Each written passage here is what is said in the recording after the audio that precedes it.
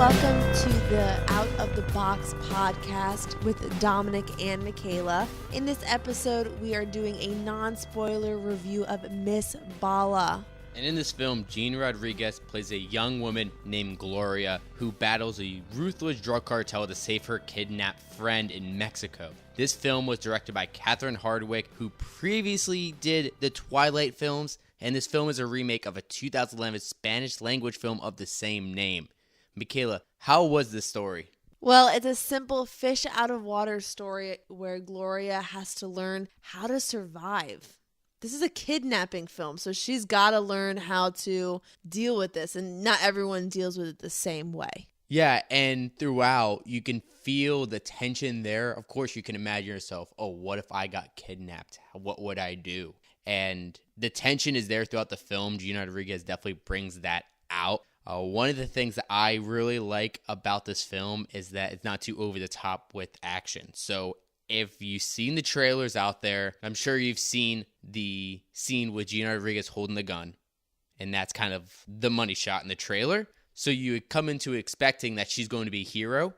But this movie does not make Gina Rodriguez like that superhero. So that was something that was actually cool about this film.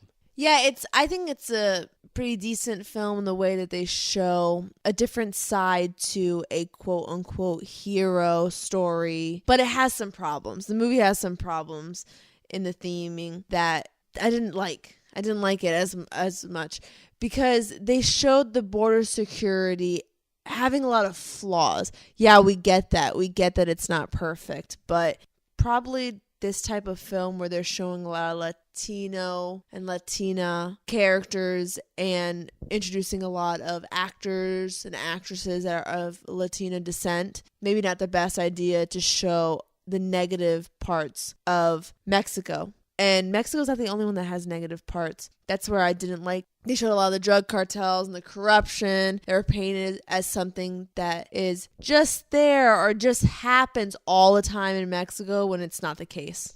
Yeah, one of the things that did bother me about the film is the border security part. So as we said, this film takes place in Mexico, but throughout there are scenes where they have to go back and forth between the border.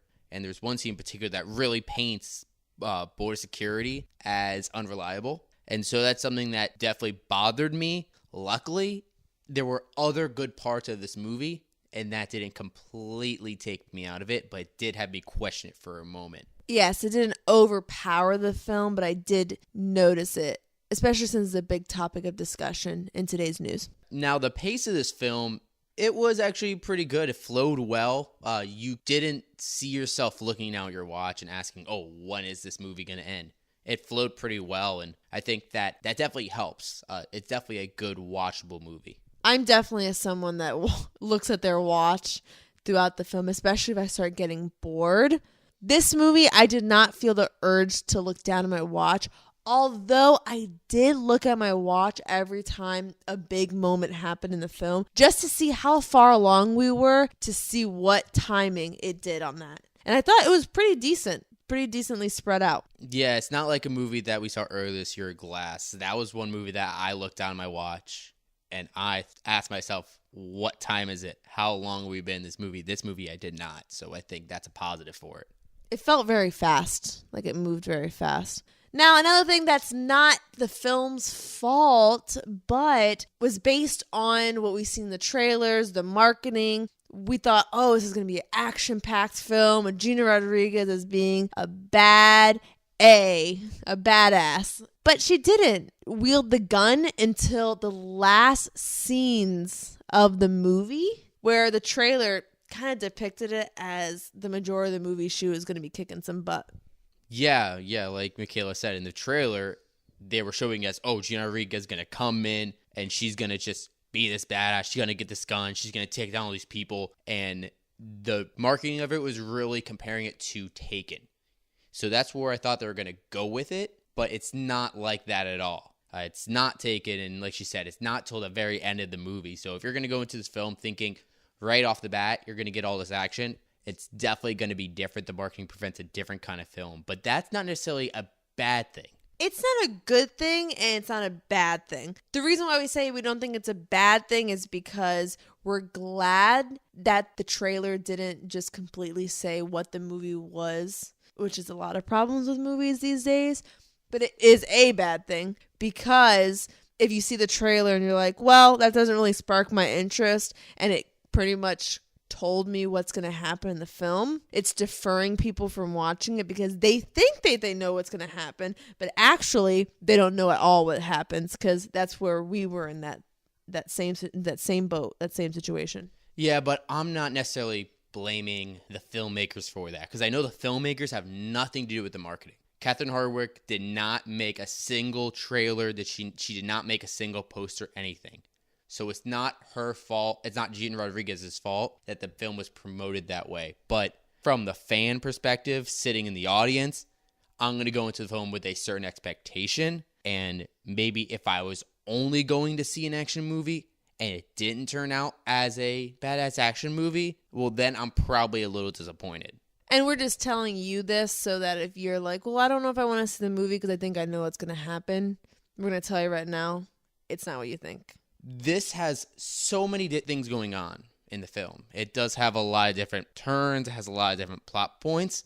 The good thing about the film, though, is that it doesn't try to have all of this extra exposition trying to break down all these different backstories. As far as the characters go, it really focuses on two characters. One being Gina Rodriguez's Gloria, and the other being Ishmael Cruz Cordova's Lino Esparza. Those two characters are the ones that you really get to learn about, and they're the two most important characters in the film. So that made it a smaller story, even though it was in this kind of grand world. Yeah, we could definitely see this movie becoming a sequel. Like we said, nothing of this is spoiling the movie. You'll have to watch and see what happens so that you can understand a little bit what we're talking about. But let's get into the cast. Speaking of Gina Rodriguez, how did you think she did? Definitely think that she carried the film. Like we said earlier, that she set the tension in the film, and without her having that kind of performance, it probably wouldn't have been as believable. I think that she proved herself that she could be a movie star, and she showed that she can probably be a half-decent action star. Yeah, definitely. You could tell from going into this movie that she's trying to get away from her television roots and get into that movie spotlight. Hey, with her famous television show going to an end, this could be where she ends up. I know that one of the things that you mentioned that you liked was her portrayal of the emotions that she brought, that it really made you feel those emotions as well. Yes, she definitely, you felt when she felt fear, you felt the sadness. She could carry a movie. She really can.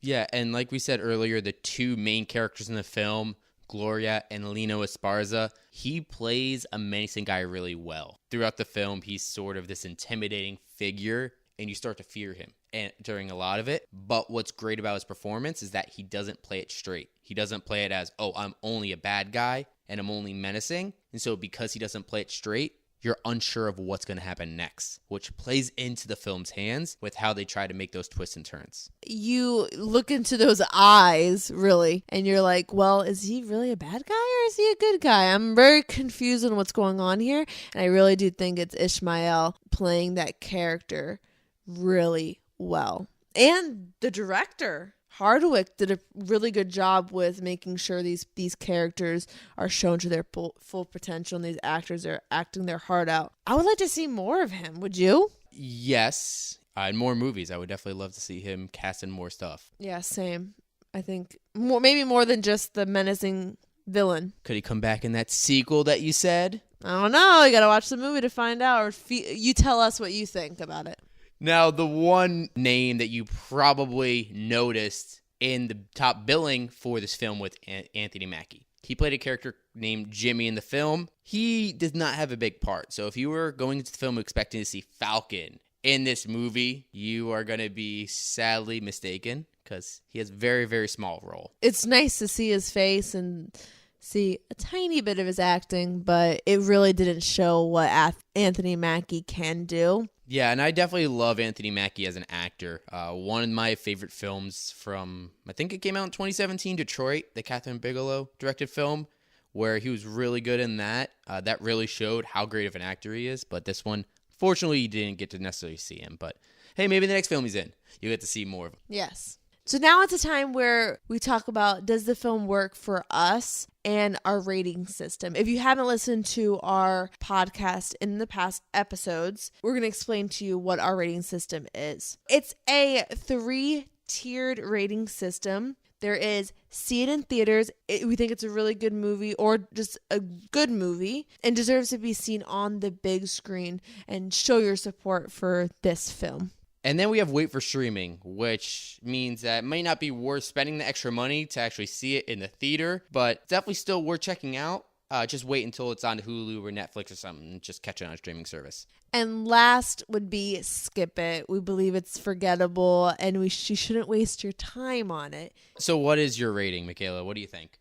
Well, I think that the film works, and I'm going to give it a see it in theaters. I think it is that good of a movie to see it in theaters. The story kept you on the edge of your seat, I believed. And the expectations of the film were one way for me from the trailers, but it really, really defied the odds, or defied what I believed was going to happen in the film. And it kept me on the edge of my seat. It was like, whoa, that was not exactly what I felt was going to happen. And the supporting characters didn't overpower the main story to make me feel drowsy or make me look at my phone and say, why is this thing even going on the screen right now? It has nothing to do with the storyline. I'm glad the supporting characters didn't have a big say in it. It kept on track really well. Every scene pretty much had its purpose, I felt, and there was not much unnecessary filler where you're also, like, if a supporting character was explained too much of a backstory, I think dialogue between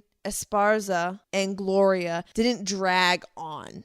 It was very to the point, got you to the next scene. The one thing I would change, though, would be the way that they depict Mexican lifestyle, because like we said previously, it's not all about corruption and drugs and poor living, because that's just not how all of Mexican culture or lifestyle is. It's not either you're poor and struggling or rich and corrupt. I also just want to tell people that are listening to this podcast, something of the nature of kidnapping, corruption, and drugs, and to this extent, can't just happen in Mexico. It could happen pretty much anywhere. So don't think that, oh, I'm not going to travel to Mexico or see this movie and think a certain way of Mexican lifestyle, and just think of this one movie, Miss Bala. So you seem to like it. I do like it. Other than that little piece that I might have rambled on a little about, I do like the film. And I think that you should watch it in theaters and see for yourself how strong of a film this is and how well it's put together. I think I liked it a little bit less than you did, but the film ended up surprising me. It did go differently than I thought it would. At first, I thought when I wasn't receiving that nonstop action that I was expecting from the trailers, I was missing out on something. However, what I did get was actually pretty enjoyable. There was an actual roadmap that the story takes, and I think that was due to like a solid script. It is a little paint by numbers, but it's actually a solid script. Gina Rodriguez does carry the film. I do agree with you that I did have problems with the themes depicted in the film, like the crime and the scenes with border security. They did make the DEA and border control look completely unreliable in the scenes that they were in. I don't think this film meant to have those themes portrayed that way, but it is problematic. It's a problem that they're also looked like as normal issues as far as corruption and drug cartels and kidnapping, all this stuff. It's not supposed to be normal. But outside of that, overall, I had a fun time with it, and that's why I should believe you should give it a watch in theaters. Oh, so you give it a watch in theaters? Yeah, I did actually enjoy it. I mean, I had fun.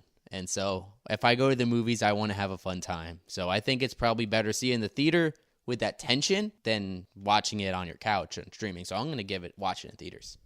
I'm really surprised, but I'm glad you feel that way. Yeah, I was showing a little bit negative, but it's just because those problems that I have with it, it's not necessarily the filmmaker's fault, because it doesn't seem like Catherine Hardwicke meant to have that as a main statement. I just believe that they could be taken as something different that the film is not meaning it to be. In the sense of how you're talking about before, where in the trailer it makes it look like Taken, where Taken gets it right is, yes, in that film you see their daughter go to France and get kidnapped, but they didn't say it was a French thing. They said it was a thing that happened and it happened to be in France. And I feel like they should have just gone in that direction, but they didn't. And if it does get a sequel, hopefully it changes. But I don't want you to think, oh, they didn't like the film because of that one thing they didn't like. That was just something that we're just stressing on a little more than we should. I really do think that the film was good.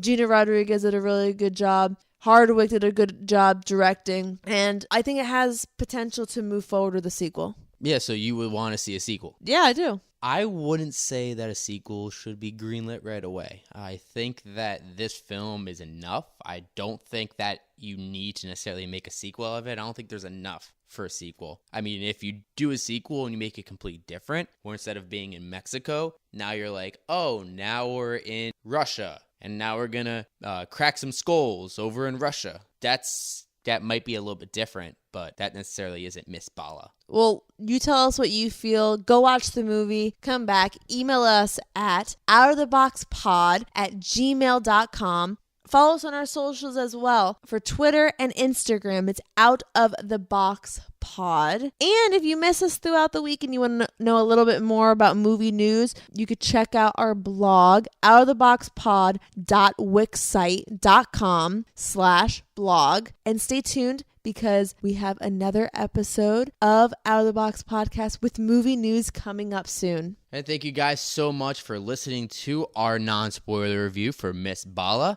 Enjoy your week in the cinema. See you real soon.